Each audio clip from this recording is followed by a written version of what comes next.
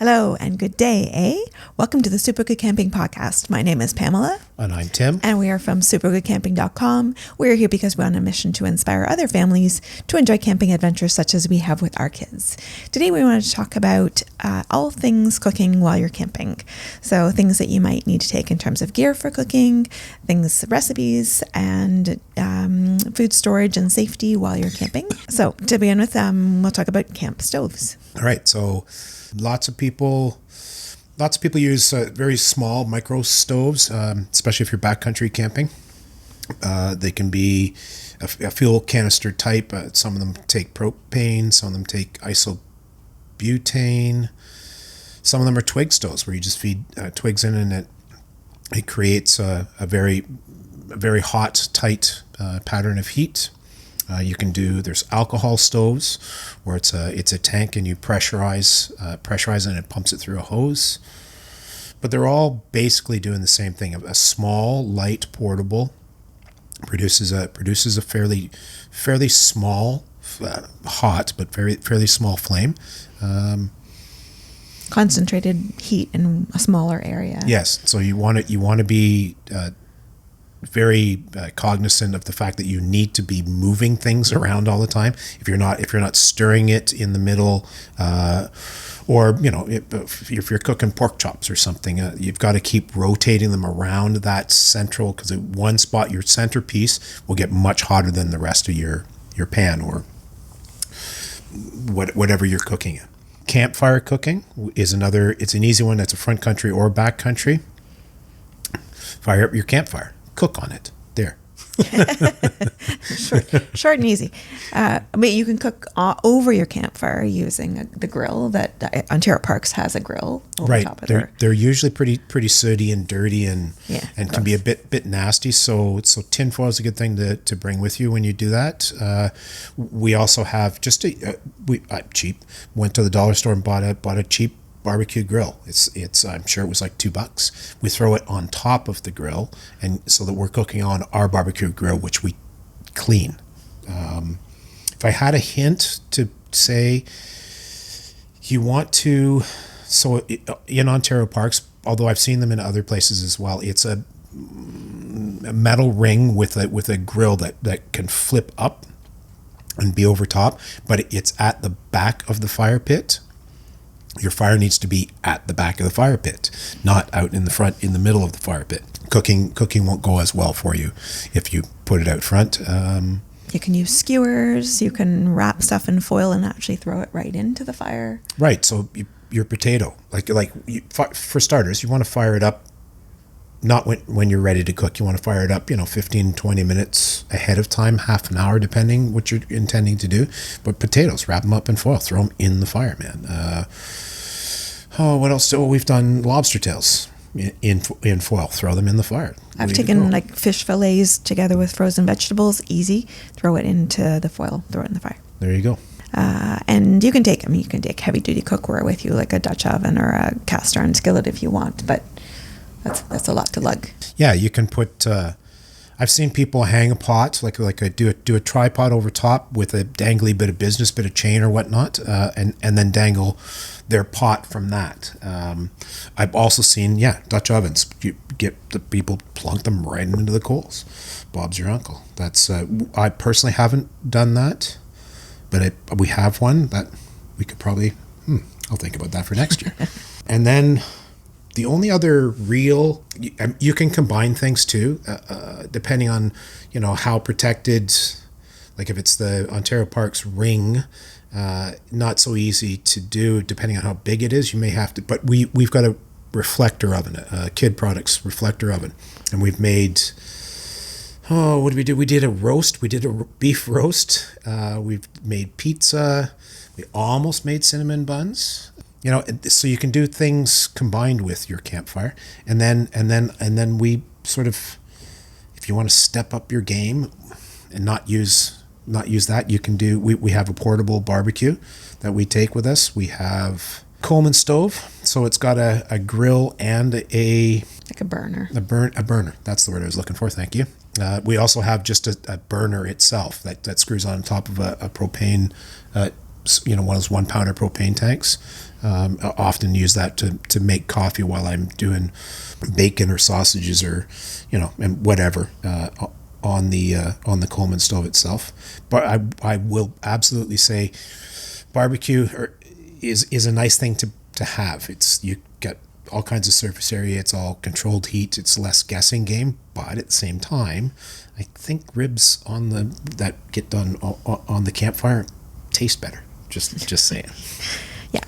Psychologically, they taste better, and maybe physically too. Maybe. Recipes, there's lots of things that you can cook, and you can make it super simple. Just do hot dogs over the fire and warm the buns up. That's easy. Kids love it. Hamburgers, same. Or you can shish kebabs are easy to do too. Our kids loved that too. Just putting them on the skewer and cooking. You can cook them over the fire. You can cook them on the barbecue, whatever. Take oven mitts with you though, because those skewers get hot. Just saying. And then kids, of course, love with the marshmallows on the skewers over the fire. So we'll make s'mores, which is like, for people that are not familiar with s'mores, graham cracker, piece of chocolate bar, toast your marshmallow, stick it on top, and stick the top graham cracker on top, and use that to pull your marshmallow off the skewer, and then eat the whole messy thing. And if you're not familiar with s'mores, you need to get out more. You need to get out s'more. S'more. What do we cooking gear, right? So you don't need lots of things. You can do between tinfoil and that barbecue grill thing from the dollar store. You can cook a lot of things with just a pair of tongs to flip them and whatnot. But it's tough to do scrambled eggs on any of that. Soup doesn't work well on that either. Yeah, I just put the fire out and we don't have any lunch. So yeah, you can take stuff out of your kitchen, pots, pans, whatever, stuff that won't melt. Knives, cutting boards, things that you would typically use at home, oven mitts. Yeah. Just think of your kitchen, but pare it down. You really don't want to drag all that crap if you can avoid it. We have what's called a mess kit which we use both front country and back country camping. It's 2 sizes of pots. It's a fry pan. It's got plates, cups, bowls. Lids for the pots. Yeah, lids for everything. It's got a washing bag that holds it all together. It's nice. It's compact. We don't have to think about, do we have all the... No, we have all the things. So I will say that they're not cheap, but well worth the money, I think. I also didn't buy it, so. And then food storage and safety. So it depends, again, front country versus back country. Front country, it'll be likely a cooler with some ice or ice packs, trying to keep your food cold. And depending on your cooler, some of them last like a day or two. Others will last, ours is like 3 to 5 days or something. I think ours is a 5-day, the maximum or whatever it is, the extreme. That's it. Now, however, if you have kids, they'll be opening and closing the cooler, and that's going to make your food go bad quicker. So you want to make sure that they close the lid properly, because sometimes that happens, that somebody doesn't push it all the way down, or they're just opening and closing it so often that it's letting a lot of cold out. So just a little tips and tricks. We often take 2 coolers. One is for all our food type things, and one is for like drinks or the wieners for roasting or whatever, so that the kids are going into that one, and that one we can get an additional bag of ice at some point, as opposed to have all our food be thawing out in 3 days. So it's no fun that way. And I also pack backwards, so that the last day's food is on the bottom, coldest, and usually frozen. I freeze as much of that as I can get away with, because it sort of acts as ice packs, and then we use lots of ice packs. Yeah, so gradually, like if it goes in there frozen gradually over the course of the week, things are thawing out. So by the time we get to the bottom and we're ready to use that food, it's thawed, and ideally it hasn't gone bad. And then also you have to be careful with the food storage to make sure that you're not leaving stuff that's an animal attractant in your campsite. So we'll just, at the end of the night, the cooler goes back locked into the trunk of the car usually. Yeah, we like bears, not in our campsite. We don't like raccoons, and they're always in our campsite. So, just saying.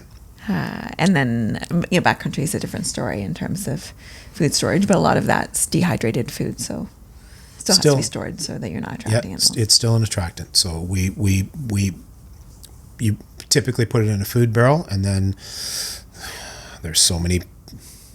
there is a debate raging, what has been for years, on whether to hang your food, whether to use an ursack, which is a specific type of bag that apparently they can't get into, and you strap it to a tree.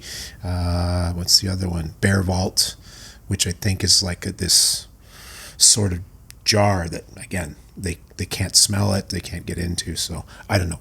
Thomas and I have hung ours forever, and we had raccoons that figured out how to do the high wire and shimmy down and get at it, just like, oh, you little turds. I hate raccoons, man. But yeah, that's it. It's store it so that they can't smell it, they can't get at it.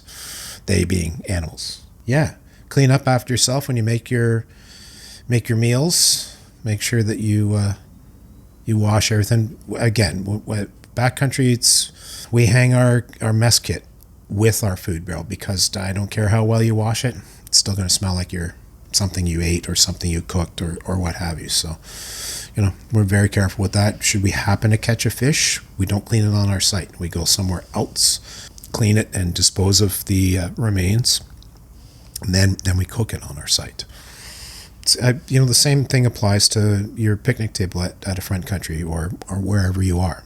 If you're in an RV, different deal. You're inside, and in theory, it is contained. It's out of sight, out of mind for the animals. And so, any other kind of cooking safety tips apply. So make sure that your food is thoroughly cooked, and that you're not going to be eating food that shouldn't be eaten raw. And make sure that you're not putting raw chicken on the same cutting board as you're going to cut up your salad on. Yeah, and I suppose we should note that cooking times vary. I've cooked over an open fire a bazillion times. No two times were the same. For the same pork chop or steak or kebabs or whatever. It's how much wood is on there, what's the wind blowing like, so how much is it funneling oxygen into it, blah, blah, blah. What kind of wood is it? Is it dry wood? Is it Ontario Parks wood? Yep. I think that pretty much covers it. All right. That's it for us for today. Thank you so much for listening. We do appreciate our audience. Please do, if you do appreciate us, we would love to hear about it. So you can rate us on Apple or on iTunes or wherever it is that you listen to your podcasts. And also reach out to us. We'd love to hear from you. Our email address is hi@supergoodcamping.com. That's hi@supergoodcamping.com. And we will talk to you again soon. Bye. Bye.